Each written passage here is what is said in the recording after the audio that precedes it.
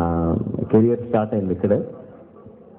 అంటే మీకు తెలియక ముందు నుంచి కూడా, అంటే నేను ఫస్ట్ నాన్నగారి దగ్గర అసిస్టెంట్గా పనిచేస్తున్నప్పుడు నేనంటూ ఒక యాక్షన్ సీక్వెన్స్ క్రియేట్ చేసి అది తీసుకెళ్ళి చెప్పింది రాఘవేంద్రరావు గారికి అండి. గరానా బుల్లెట్ సినిమాకి ఫస్ట్ నేను యాక్షన్ సీక్వెన్సెస్ చేసి చెప్పాను.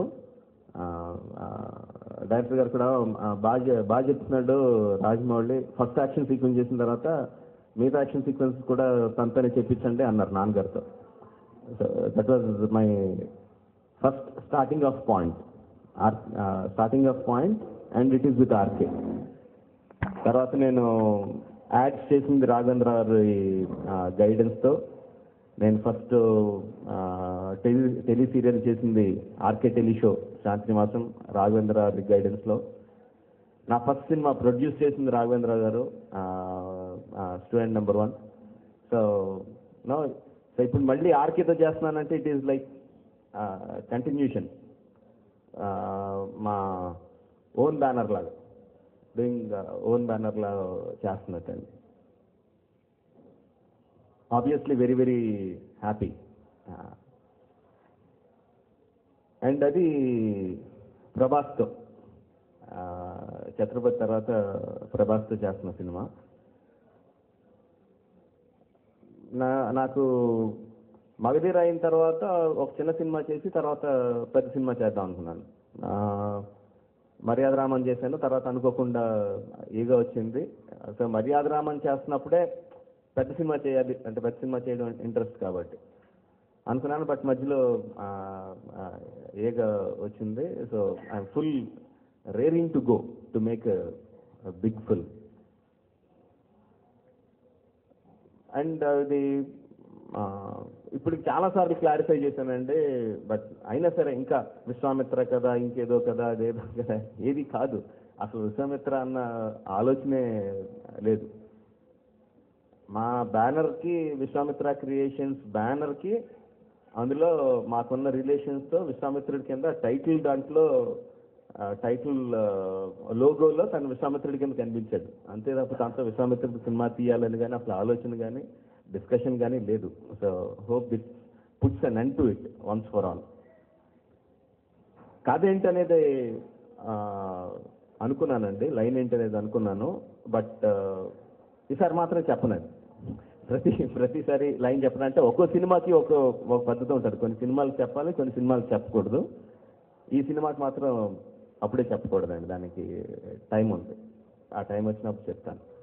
అండ్ వీఆర్ దాని తాలూకు ప్రీ విజువలైజేషన్ వర్క్ అంతా స్టార్ట్ అయిందండి. దానికి సంబంధించిన ట్రైనింగ్ స్టార్ట్ అయింది, దానికి సంబంధించిన ప్రీ విజువలైజేషన్ వర్క్ అంతా స్టార్ట్ అయింది. చాలా వర్క్ టైం పడుతుంది అదంతా చేయడానికి. But by September we will be going on to set. genre of the movie will definitely be fantasy kind of thing. Social fantasy kaadu, it will be completely fantasy kind of thing. It can be historical, it can be folklore, it can be completely mythological, but definitely not social. ఇప్పుడు నేను Magadheera compare చేస్తే ఇమీడియట్గా అంటే మగధీర అలాంటి hit అవుతుందని మీరు చెప్తారని అంటారండి. నేను I want to clarify one thing. ఇప్పటి వరకు నేను చేసిన ఏ సినిమాకు కూడా ఇది దుమ్ము దులిపేస్తే హిట్ అవుతుందని నేను చెప్పలేదు. రిలీజ్ ముందు నేను ఏనాడు చెప్పలేదు, ఇప్పుడు చెప్పను, ఎప్పుడు చెప్పనండి. బట్ డెఫినెట్గా మగధీర కన్నా ఎక్కువ బడ్జెట్ అవుతుంది, 100%. అందులో మగధీర కన్నా 1.5 times ఆర్ దగ్గర 2 times కూడా ఎక్కువ బడ్జెట్ అవ్వచ్చు. ఆడుతుందా లేదా అనేది ఐ నెవర్ టోల్డ్, నేను ఎప్పుడు చెప్పను. ఆడుతుందని ఎక్స్పెక్టేషన్తోనే సినిమా తీస్తాను. Hope it will do. Very high and visual effects ఉంటాయండి. అంటే నేను బడ్జెట్ అని ఎందుకన్నానంటే because of the visual effects. Definitely చాలా చాలా హై అండ్ విజువల్ ఎఫెక్ట్స్ ఉంటాయి. రాఘవేంద్రరావు గారు నాన్నగారు చాలా మంచి ఫ్రెండ్స్గా ఉండేవారు. మా గోపకృష్ణ బ్యానర్లో పెద్దనాన్నగారికి బిగ్గెస్ట్ హిట్ టిల్ టుడే బొబ్బురం అన్న మా బ్యానర్లో ఇచ్చారు. ఇప్పుడు నేను ఆయన బ్యానర్లో చేయడం నా అదృష్టం. అమర్దీపం అండ్ బొబ్బులు రమణ ది బిగ్గెస్ట్ హిట్స్ పెద్దనాన్న గారికి. అండ్ ఇప్పుడు ఆయన బ్యానర్లో చేయడం నా అదృష్టం. అండ్ రాజమౌళి గారు చెప్పినట్టు సెప్టెంబర్ స్టార్ట్ చేస్తున్నారు. 1 year 1.5 year ముందు చెప్పారు సినిమా చేద్దామని. వెయిటింగ్ నెక్స్ట్ ఇయర్ అని. తొందరగా స్టార్ట్ చేయండి సార్.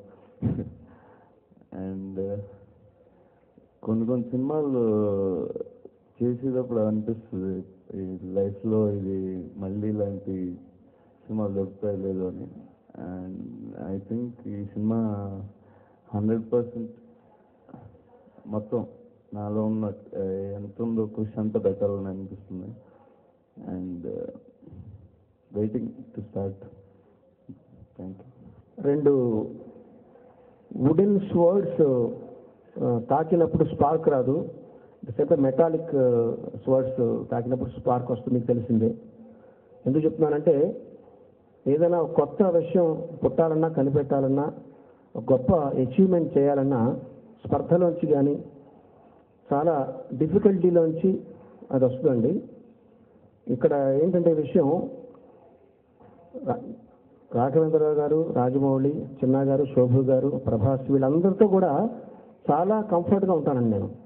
సో ఇంతమందితో ఇంత కంఫర్టబుల్ వ్యక్తులతో పనిచేసేటప్పుడు రేపు చూద్దాంలే ఎల్లుండి చూద్దాంలే అని చెప్పి ఇంట్లో పడుకోవడానికి ఎక్కువ అవకాశం ఉందండి. కానీ ఒక గొప్ప వర్క్ రావాలంటే ఏదో ఒక ఎలిమెంట్తో డిఫికల్టీ ఉండాలి. ఆ డిఫికల్టీ రాజమౌళి, నాకు స్టోరీ ఇంకా తెలియదండి, సో కష్టమైన స్టోరీ చెప్పడం ద్వారా అది నాకు వస్తుందని నేను ఆశిస్తున్నాను. మరి రాజమౌళి చెప్పింది ఏముంది, పెద్దలకు ఈజీ అన్నాడు కానీ నాకు ఈజీ కాదండి. ఏ సబ్జెక్ట్ ఆ సబ్జెక్ట్ కొత్తగా ఆలోచించి డీల్ చేయడం అనేది లేకపోతే మనం సర్వైవ్ అవ్వలేం. సో ఐ హోప్ నేను ఆశించే ఆ డిఫికల్టీ కానీ ఆ డిస్కంఫర్ట్ అనండి లేదా డిఫికల్టీ అనండి ఆ కష్టం అంతా కూడా నాకు స్టోరీ ద్వారా లభించాలని మనస్ఫూర్తిగా కోరుకుంటున్నాను.